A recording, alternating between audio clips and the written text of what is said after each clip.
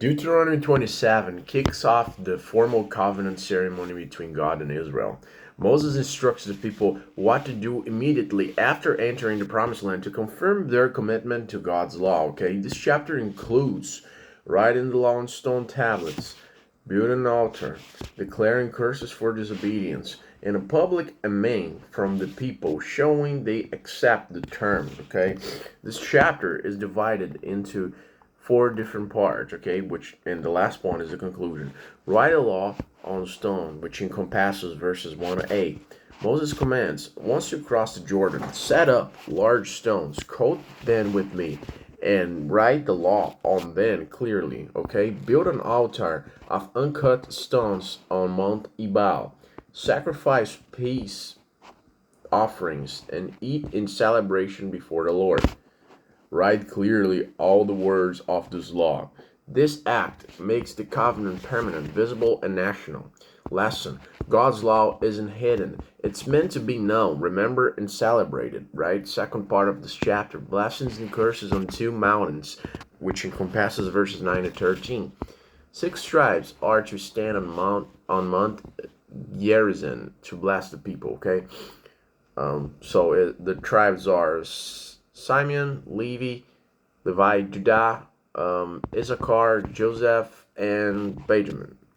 Six tribes on Mount Ebal to pronounce curses: Reuben, Gad, Asher, Zebulun, Dan, and Naphtali.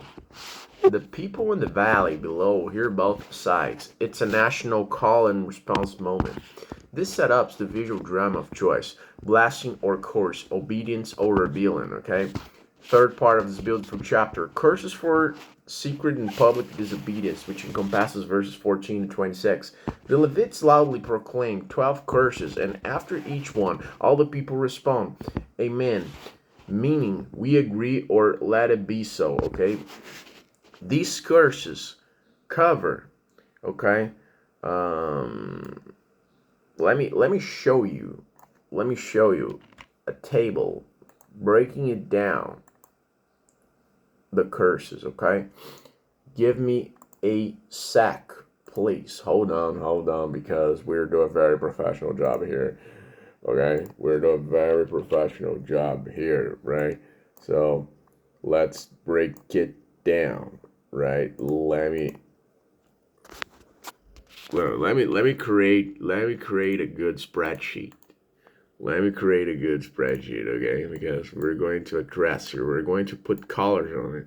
We're going to put colors on the spreadsheet because I want to, and no other reason, right? So we're going to color that with tones of blue. That's it, okay? Curse is the one who set up a secret idol, sin dress, idolatry.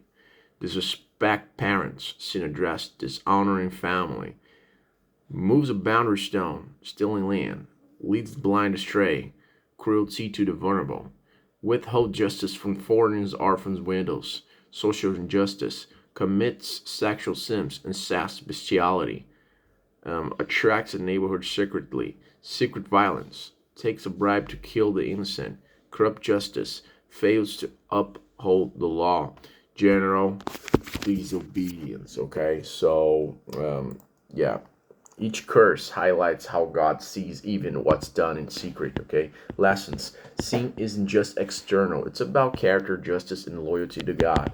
Saying Amen shows Israel publicly agrees with God's standards. Okay, what are the themes and lessons from this beautiful chapter? God's law is to be made visible and permanent. Writing in stone, lasting equals lasting commitment. Second lesson: covenant is a community matter. The ceremony involved all tribes, all voices, and all ears. Third lesson: obedience isn't private. Faith is lived out loud, with public agreement and accountability. Fourth lesson: God sees both public and secret sins. The curses warn that nothing is hidden from Him.